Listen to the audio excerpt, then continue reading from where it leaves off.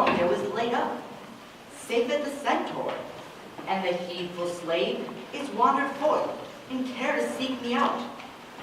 By computation and mine host's report, I could not speak with Dromio since at first I sent him from the mart. Here he comes. How now, sir, is your merry humor altered, as your love strokes so jest with me again? You know no centaur, you receive no gold, your mistress sent to have me home to dinner, my house is at the Phoenix. Wast thou mad, that thus so madly thou didst answer me? What answer? When spake I such a word? Even now, even here, not half an hour since.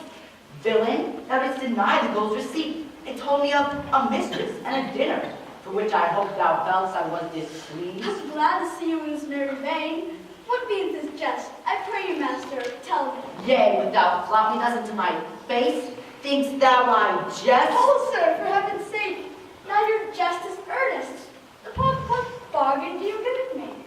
Because that I familiarly sometimes use you for a fool and chat with you, your sauciness will jest upon my love, and make a comment of my serious hours. If you will jest, know mine aspect, and fashion your demeanor to my looks, or I will beat this method in your sconce. Sconce, call you it? So you would, leave battering. I had rather have it a head.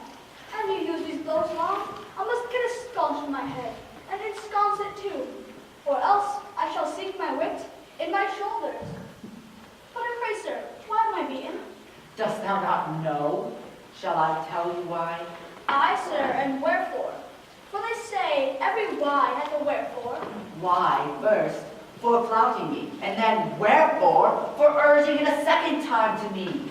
Was there ever any man thus beaten out of season? Well, sir, I thank you.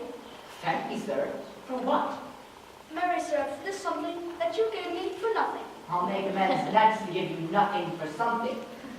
But I pray, sir, is it dinner time? No, sir, I think the meat wants that I have. In good time, sir, what's that? Basting. Well, sir, then 'twill be dry. If it be, sir, I pray you eat none of it, Your reason? lest it make you choleric and purchase me another dry basting. Well, sir, learn to jest in good time. There's a time for all things. I durst have denied that before you were so choleric. By what rule, sir? Marry, sir, by a rule, as plain as the plain bald head of Father Time himself. Let's hear it. There's no time for a man to recover hair that grows bald by nature. May he not do it by fine recovery? Yes, to pay a fine for a periwig and recover the lost hair of another man. Why is time such a niggard of hair, being as it is so plentiful of excrement?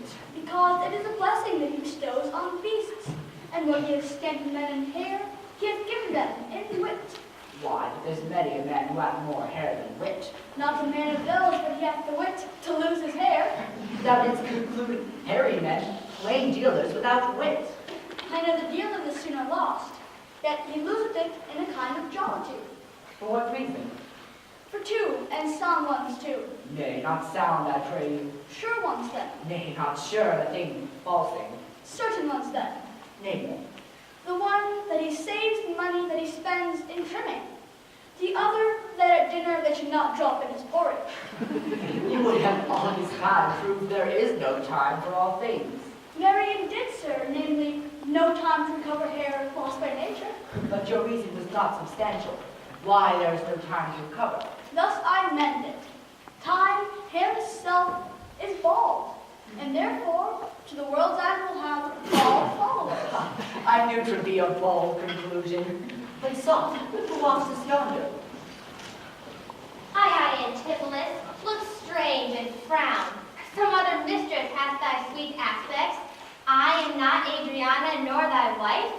The time was once when thou, unurged, wouldst vow that never word bring music to thine ear, that never object pleasing in thine eye, that never touch well welcome to thy hand, unless I spake or looked or touched to thee. Cleave you to me, fair dame? I know you not. How comes it now, my husband, that thou art thus estranged from thyself? Thyself I call it, being strange to me.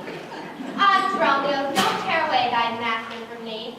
For know, my love, as easy mayst thou fall a drop of water in the breaking gulf, and take unmingled that same drop again, without addition or diminishing, as take from me thyself, and not me too.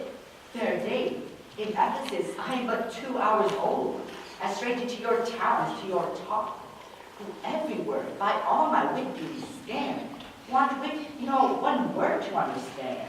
How dearly do you touch me to the quick! Shouldst thou but hear I were licentious, wouldst thou not spit at me and spurt at me, and from my false hand cut the wedding ring and break it with a deep divorcing vow? I know thou canst, and therefore see thou do it. I am possessed with an adulterous blood. For if we two be one, and thou play false, I do digest the poison of thy flesh, being strumted by thy contagion. Keep then far league, and truce with thy true life. I live unstained, thou undishonored. By, brother, how the world has changed with you. Why were you want to use my sister thus? She sent for you by Dromio home to dinner. By Dromio? By me? By thee, and this thou didst return from him, that he did buffet me, and in his blows denied my house for his, me for his wife.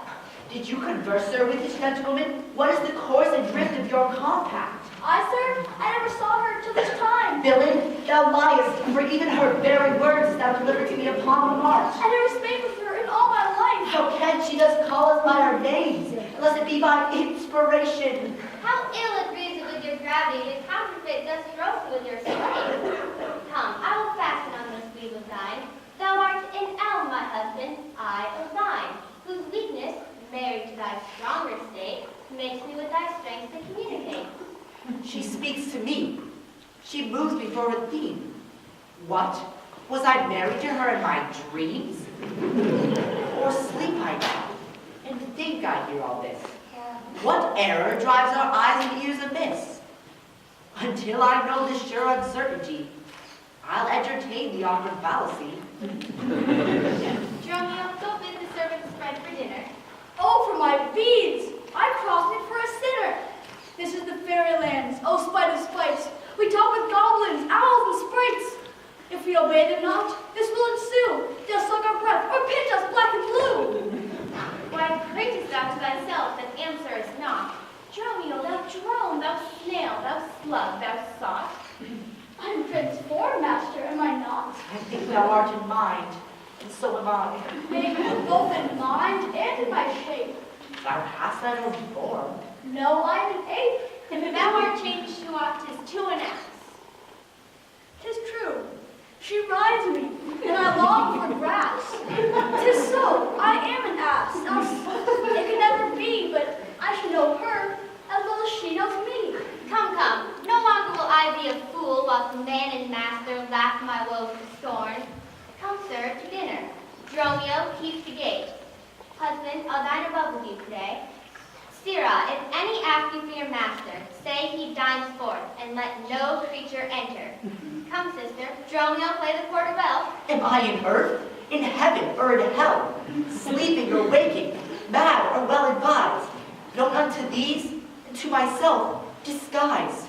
I'll, as they say, and persever so, and in the midst at all adventures go. Master, shall I be porter at the gate? Aye, and let none enter, lest I break your head. Come, come, Antipholus, we dine